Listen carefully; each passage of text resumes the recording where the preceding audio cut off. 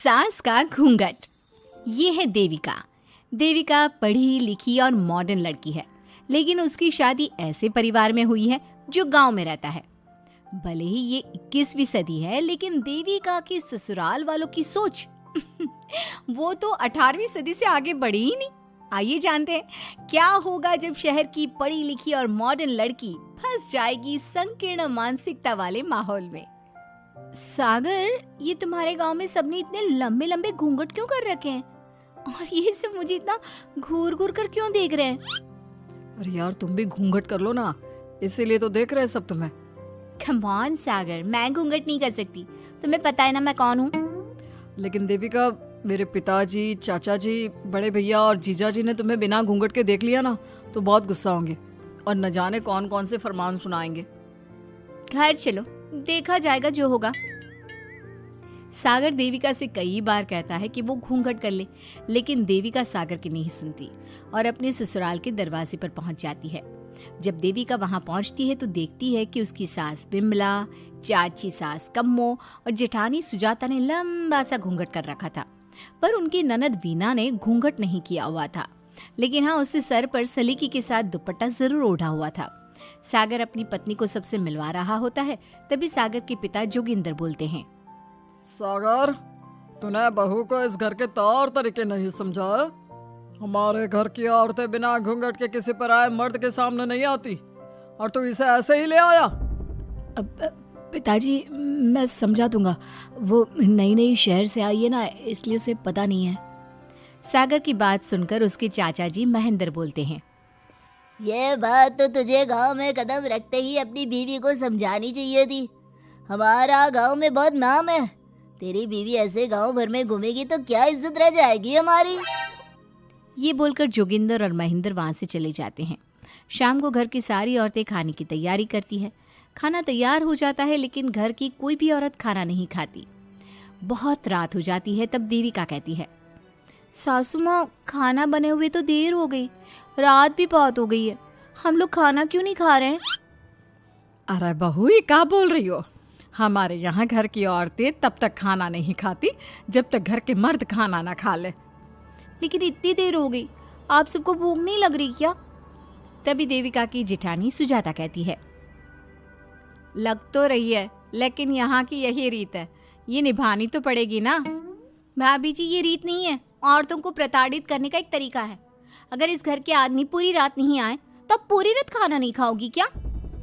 देविका ये बोलकर सीधा सागर के पास जाती है। सागर उसे समझाता है, देविका, यहाँ ऐसा ही होता है, तुम थोड़ा सब्र कर लो, पिताजी और चाचा जी आते ही होंगे, फिर हम सब खाना खाएंगे। सागर देविका को समझा ही रहा था, तभी देविका की ननद वीना आकर कहती है, सागर, खाना खाने आ जाओ, पिताजी और चाचा जी आ गए हैं। चलो देविका, तुम्हारा इंतजार खत्म हुआ। सागर खाने के लिए बैठ जाता है। जब सब खाना खाने बैठते हैं तो देविका भी बैठ जाती है। सागर धीरे से उसे कहता है, अरे देविका, ये क्या कर रही हो? तुम इस तरह हमारे साथ खाना नहीं खा सकती। मगर क्यों सागर, मुझे भूख लगी है, सब लोग खा रहे हैं तो मैं क्यों नहीं खा सकती? ये हमारे घर का नियम है, पहले घर के आदमी खाते हैं और बाद में औरतें। लेकिन सागर, हमारे घर में तो ऐसा कोई नियम नहीं है। देविका और सागर में बहस छिड़ जाती है। तब सागर का बड़ा भाई कहता है, सागर, तेरी बीवी को एक बार में समझ में नहीं आता क्या कि इस घर की औरतें मर्दों के खाना खाने के बाद ही खाना खा सकती है? भैया, मैं देविका को यही समझा रहा था। मुझे तो लग रहा है कि इसके दिमाग में कोई बात ही नहीं बैठती एक बार में। भैया, मेरे दिमाग में बात तब बैठेगी ना जब आपकी बात कोई ढंग की होगी। अरे आखिर क्यों घर की औरतों को आप लोगों की बात खाना मिलेगा? हाँ, अब से पहले घर की किसी औरत ने घर की किसी मर्द से इस लहजे में बात नहीं की थी, इसलिए वो सब देविका की बात सुनकर हैरान रह गए। तभी सागर की जीजा और वीना के पति कल्याण जी कहते हैं, ये क्या है सागर, इस घर की दीवारों को औरतों की इतनी ऊंची आवाज सुनने की आदत नहीं है। अपनी बीवी को बोल जरा होश से काम ले और चुपचाप चली जाए। क्यों चली जाऊं मैं चुपचाप? इस घर की औरतें आपकी हर बात बर्दाश्त कर लेंगी, लेकिन मैं शहर की पढ़ी लिखी लड़की हूँ। आपकी कोई भी फालतू के रीति रिवाज मैं नहीं बर्दाश्त करने वाली। इस तरह देविका ने सारे घर की औरतों के लिए मिसाल पैदा कर दी। जोगिंदर के घर में पहली बार किसी महिला ने विरोध का स्वर उठाया है। ये बात घर के किसी मर्द को बर्दाश्त नहीं हो रही है। तभी जोगिंदर कहता है, महेंद्र, मोहन, इस बेशर्म लड़की को कमरे में बंद कर दो और आज इसे कोई खाना नहीं देगा। अगर किसी ने इसे खाना दिया तो मैं उसे जिंदा नहीं छोड़ूंगा। महेंद्र और मोहन उसे कमरे में बंद कर देते हैं और उसे खाना भी नहीं देते। रात के 3 बज जाते हैं। भूख की वजह से देविका को नींद भी नहीं आती। तभी उसे कुछ महसूस होता है। ऐसा लग रहा है कोई दरवाजा खोल रहा है, लेकिन इतनी रात को कौन हो सकता है? कहीं सागर तो नहीं? देविका उम्मीद भरी नजरों से दरवाजे की तरफ देखती है, लेकिन दरवाजा खोलने वाला सागर नहीं बल्कि विमला और कम्मो है।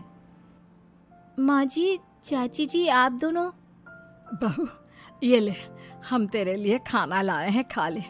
और ये बात ना तो किसी को बताना मत कि हमने तुझे खाना दिया है, नहीं तो हमारे मर्द मार मार कर हमारा बुरा हाल कर देंगे। माँ जी, आप यहाँ इतना घुट घुट कर क्यों रहती हो? देविका, अब तू भी इस घर की बहू है, तू भी हमारी तरह रहना सीख ले।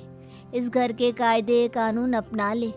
इस घर के मर्द तो कभी बदलने वाले हैं नहीं बहू, तो तू ही बदल ले अपने आप को। माँ जी, बदलाव अच्छे के लिए हो तो हमें बदलना चाहिए। बेकार और बेतुकी बातों का तो विरोध करना चाहिए। दोनों ने देविका को समझाने की कोशिश की, लेकिन देविका ने उल्टा उन्हें ही समझा दिया। इसी तरह एक दिन देविका किसी बात पर जोर जोर से हंस रही थी। तभी देविका की सास विमला ने उसे टोकते हुए कहा, अरे बहू, तू इतनी जोर जोर से क्यों हंस रही है? हमारे घर की औरत इतनी जोर जोर से नहीं हंसती। विमला अपनी बहू को समझा रही थी कि तभी महेंद्र बोलता है, अरे कम्मो, कौन है ये औरत जो बेशर्मों की तरह जोर जोर से हंस रही है? तभी कम्मो और देविका बाहर आ जाती हैं। जी जी जी, वो मैं हंस रही थी चाचा जी। अब आप लोग हंसने पर भी पाबंदी लगाओगे क्या? तुम जैसी बदतमीज लड़कियों से मैं बात नहीं करना चाहता, लेकिन कान खोलकर सुन लो, इस घर की औरतें इतना जोर जोर से नहीं हंसती। और हाँ, तुम्हें पहले ही बता चुके हैं कि इस घर की दीवारों को औरतों की तेज आवाज सुनने की आदत नहीं है। इस घर की दीवारों को आदमियों की ऊंची आवाज सुनने की आदत है, लेकिन औरतों की नहीं। चाचा जी, आपके घर की दीवारें तो बहुत दोगली है। हर पाबंदी औरतों के लिए क्यों चाचा जी? औरतें ये नहीं कर सकती, औरतें वो नहीं कर सकती। औरतें सांस ले सकती है या उस पर भी पाबंदी है? चुप हो जाना बहू, मत बोल और घूंघट कर ले। ये तेरे चाचा ससुर है, थोड़ा तो लिहाज कर। कम्मो के समझाने पर भी देविका चुप नहीं होती। वो महेंद्र से ऐसे ऐसे सवाल पूछती है जिनका जवाब उसके पास होता ही नहीं। महेंद्र गुस्से से सागर को आवाज देता है। महेंद्र की आवाज सुनकर घर के सभी आदमी बाहर